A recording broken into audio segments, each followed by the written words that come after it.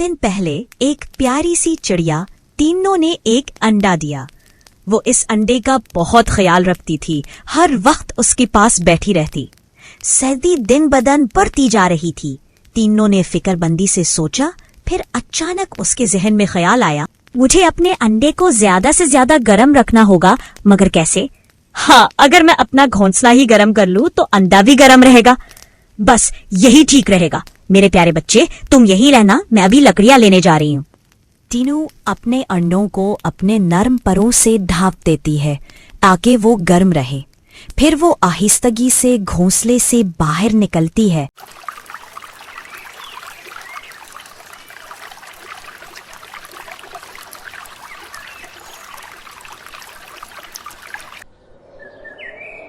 इधर दूसरी तरफ चबली कावी अपने घोंसले में दबकी कंबल ओढ़े बैठी थी।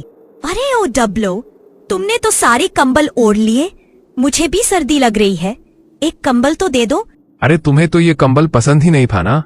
पसंद न हो तो क्या हुआ, सर्दी तो सबको लगती है। वैसे भी तुम ताकतवर हो, थोड़ी सर्दी बर्दाश्त कर लो।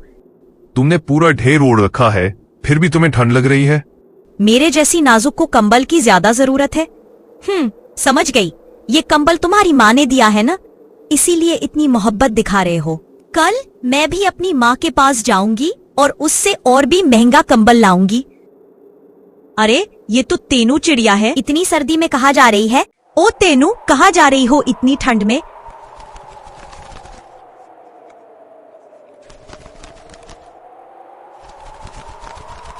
बस अपना घोंसला थोड़ा दरस्त कर रही हूँ, लकड़ियाँ लेने जा रही हूँ।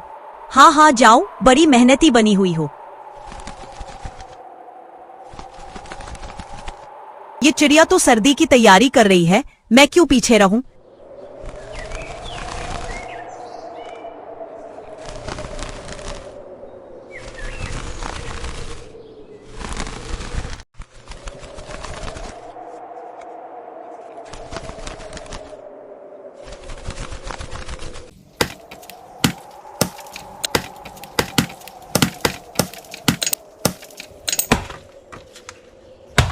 चलो फिलहाल काम बंद करो, दोपहर का खाने का वक्त हो गया है। पहले चलो कुछ खा लेते हैं, और हाँ, लकड़ियां यहीं छोड़ दो, बाद में संभाल लेंगे।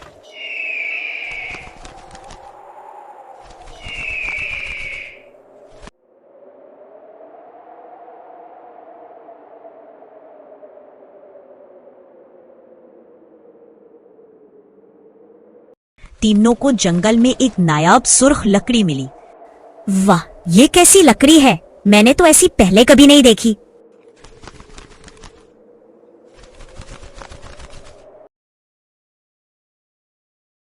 डब्लो, ओ डब्लो जी, बहुत सो गए हो, उठो।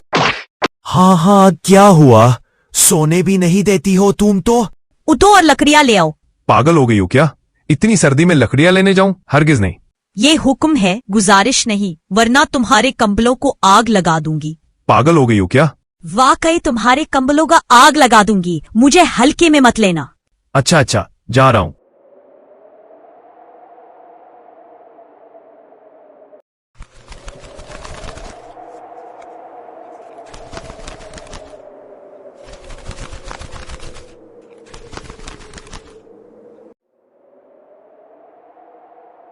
ये तो मोती सुर्ख लकड़ियां लाई है, मुझे भी वैसी ही चाहिए।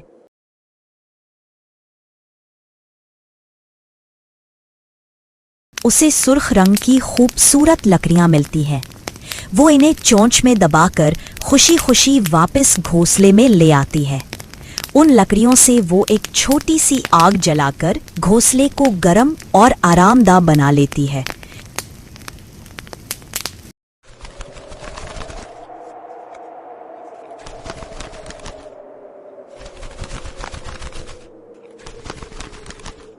ये लो लकड़ियां, जो मिली वही ले आया चबली। ये लकड़ियां नहीं, लकड़ियों का मजाक है। तेनू सुर्ख लकड़ियां लाई है, मैं भी वही चाहती हूँ, वरना समझ लो तुम्हारा कंबल गया। ये तो ब्लैकमेलिंग है। अच्छा अच्छा, जाता हूं।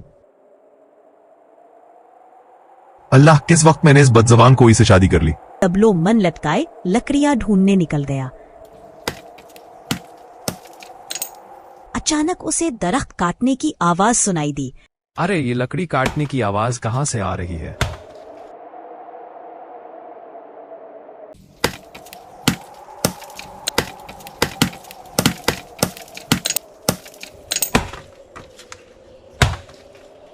अरे भाई, ये क्या माजरा है? लकड़ियां कुछ कम लग रही हैं। परदेश के जंगल से जो 100 लकड़ियों का ऑर्डर आया था, अब गिनती करो तो सिर्फ 70 रह गई हैं। बाकी 30 तो गायब ही हो गई। क्या बात कर रहे हो गुल्लो? लकड़ियां कम है? ये कैसे हो सकता है? किसने हमारी लकड़ियां ले उड़ा दी? ये तो बड़ा शैतानी सा खेल लगता है। किसी ने छुपकर हमारी लकड़ियां ले उड़ाई। आज शाम तक मैं खुद हर गोशे को छांटूंगा। जो भी कसूरवार मिला उसका हिसाब बराबर होगा। डब्लू ये सब दरख्त पर बैठा सुन रहा था। अरे तो ये लकड़ियां उन्हीं शिकारियों की हैं। यानी जो लकड़ियां तेनू लाई थी वो शायद उन्हीं की हों। डब्लू नीचे उतरा और बोला, अरे उकाब, तुम जिस लकड़ी की बात कर रहे हो मैं जानता हूँ वो किसके पास है। आओ मैं तुम्हें खुद उसके पास ले चलता हूँ। को है कौन भाई? एक ईमानदार कवा, मैं तुम्हारी चोरी हुई लकड़ियां ढूंढ निकालूंगा। अच्छा ऐसा है तो ठीक है, चलो देखते हैं किस में इतनी हिम्मत आ गई जो इस चील की लकड़ी उड़ा ले गया।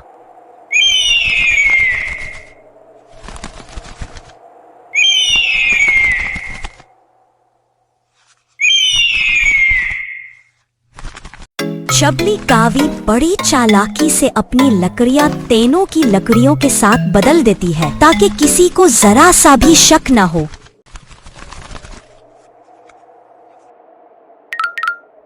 तू तो कह रहा था कि ये हमारी लकड़ियां हैं। सच सच बताओ, हमारे साथ खेल रहा था, बेवकूफ बना रहा था?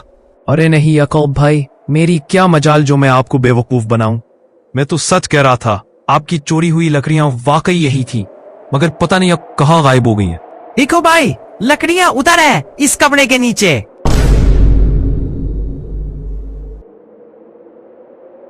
ये किसका घर है? ये घर तो मेरा है, मगर ये लकड़ियां मैंने नहीं चुराई। ये यहाँ कहाँ से और कैसे आ गई? हाँ, शायद लकड़ियों को पर लग गए हो।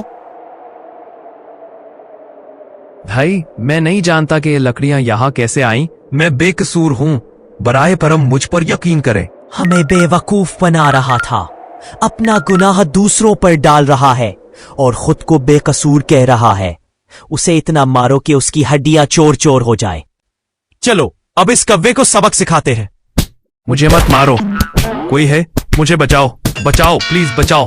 हाय हाय, मुझे मत मारो, कोई है? मुझे बचाओ, बचाओ प्लीज बचाओ। अरे ये क्या माजरा है डब्लो? ये चीलें तुम्हें क्यों पीट रही थी? कुछ तो बताओ, आखिर बात क्या है? हाय हाय, मुझे कितना मारा, मेरी हड्डियां टूट गई हैं। पहले तो तुम मुझे ये बताओ कि तीनों की लकड़ियां यहाँ कैसे आईं? मैंने तीनों के घर से चुपके से लकड़ियां चुराकर अपने घर में छुपा ली और अपनी गंदी लकड़ियां तीनों के घर रख दी। सही किया ना डब्लो? आज तुम्हारी वजह से मेरी हालत ये हो गई। मैं तो बस चाल चलने वाला था। वो लकड़ियां दरअसल चीलों की थी। मैं इन्हें तीनों के घर रखकर इसको फंसाने वाला था, मगर तुम्हारी हरकत ने सारा नक्शा उल्टा कर दिया। डब्लो और चबली की तो हालत ही खराब हो गई। जिस जाल में वो तीनों को फंसाने वाले थे, आखिरकार खुद उसी में फंस गए। किस्मत ने पलक झपकते ही सारा खेल उलट दिया।